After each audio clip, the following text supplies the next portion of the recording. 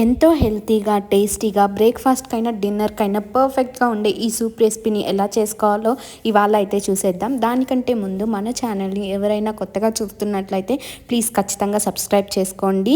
And దీంట్లో వచ్చేసి మనకి లాట్స్ ఆఫ్ వెజ్జీస్ అనేవి ఉంటాయి. నేను ఇవాళ ఈ సూప్‌లో తీసుకునే వెజ్జీస్ వచ్చేసి carrot, beans, green peas and sweet corn.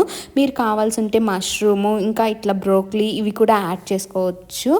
Next వచ్చేసి దీంట్లోకి కావాల్సినవి కొన్ని పదార్థాలు అయితే ఉన్నాయి. అవే పచ్చిమిర్చి, జింజర్, గార్లిక్, కరివేపాకు, కొత్తిమీర వీటిలన్నిటిని కూడా ఇట్లా సన్న సన్న పీసెస్గా అయితే కట్ చేసుకొని పక్కన పెట్టుకోవాలి. ఇప్పుడు దీంట్లోకి మనం కావాల్సింటే స్ప్రింగ్ ఆనియన్స్ కూడా యాడ్ చేసుకోవచ్చు. నెక్స్ట్ వచ్చేసి ఒక గిన్నెలోకి ఒక 2 టేబుల్ స్పూన్స్ వరకు రాగి పిండి తీసుకొని దాంట్లో ఒక హాఫ్ గ్లాస్ వరకు వాటర్ అయితే వేసుకొని మంచిగా లంప్స్ లేకుండా ఇట్లా కలిపి దీన్ని కూడా అయితే పక్కన పెట్టుకోవాలి. ఇప్పుడు స్టవ్ వెలిగించుకొని ఒక గిన్నె పెట్టుకొని దాంట్లో ఒక క్యూబ్ వరకు బటర్ వేసుకోవచ్చు. మీరు కావాల్సింటే నెయ్యి అన్న ఒక 2 టేబుల్ స్పూన్స్ వరకు నెయ్యి యాడ్ చేసుకోవచ్చు.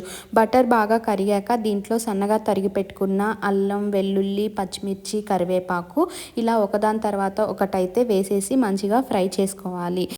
ఇప్పుడు మనం నీట్గా కట్ చేసి పెట్టుకున్న వెజ్జీస్ని కూడా ఒకదాని తర్వాత ఒకటైతే వేసేసుకోవాలి.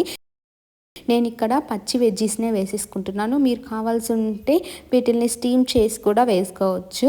ఇవన్నీ మంచిగా ఫ్రై చేసుకోవాలి. మనం యాడ్ చేసుకున్న వెజిటేబుల్స్ అన్నీ పచ్చివాసన పోయేదాకా ఒక 2 మినిట్స్కి ఒకసారి కలిపెట్టుకుంటూ ఫ్రై చేసుకోవాలి.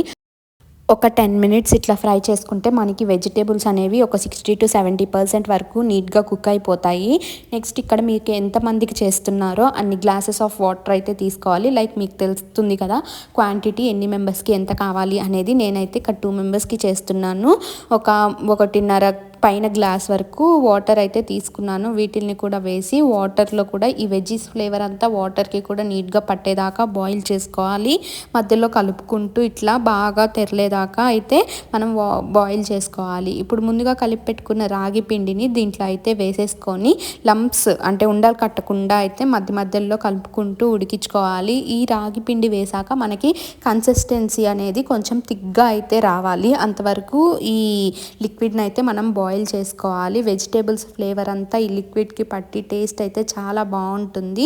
నెక్స్ట్ వచ్చేసి దీంట్లో మన టేస్ట్కి సరిపడా సాల్ట్ అండ్ కొద్దిగా మిరియాల పొడి. మనం ఆల్రెడీ పచ్చిమిర్చి యాడ్ చేసాం కాబట్టి మిరియాల పొడిని కొంచెం చూసుకొని మీకు ఎంత స్పైస్ కావాలో ఆ లెవెల్కి తగ్గట్టు మనం మిరియాల పొడిని కూడా యాడ్ చేసేసుకొని మంచిగా కలిపి మనకి కన్సిస్టెన్సీ అనేది కొంచెం థిక్ అయ్యే వరకు ఈ సూప్ని అయితే బాయిల్ చేసుకోవాలి. ఇప్పుడు ముందుగా కట్ చేసి పక్కన పెట్టుకున్నాం కదా కొత్తిమీర, అది కూడా యాడ్ చేసుకోవాలి. ఈ సూప్ అనేది కొంచెం థిక్ కన్సిస్టెన్సీ అయ్యే వరకు బాయిల్ చేసుకోవాలి. ఒక 10 మినిట్స్ కొత్తిమీర వేసినాక ఒక 10 మినిట్స్ కానీ ఉంచుకుంటే మనకి ఆ కొత్తిమీర ఫ్లేవర్ కూడా సూప్ అనేది బాగా పడుతుంది. సో కన్సిస్టెన్సీ ఇట్లా వచ్చాక గ్యాస్ అయితే మనం ఆఫ్ చేసేసుకొని ఒక లెమన్ అయితే పిండేసుకోవాలి. ఇంకేముందండి, వేడివేడిగా సూప్ని అయితే సర్వ్ చేసుకోవడమే. టేస్ట్ అయితే చాలా బాగుంటుంది. ఎలాంటి గిల్ట్ లేకుండా tasty and healthy restaurant style ఫుడ్ని అయితే మనం ఇంట్లోనే ఎంజాయ్ చేసేయచ్చు. వెయిట్ లాస్ అవ్వాలి అనుకునే వాళ్ళకి ఈ సూప్ వచ్చేసి ఒక పర్ఫెక్ట్ డిష్ అని చెప్పొచ్చు. ఎందుకంటే మనం ఇక్కడ యాడ్ చేసిన వెజిటేబుల్స్లో మొత్తము ఫైబర్ కంటెంట్ ఉంటుంది కాబట్టి టేస్ట్ అయితే చాలా బాగుంటుంది. ఎలాంటి గిల్ట్ లేకుండా తినేసేయచ్చు.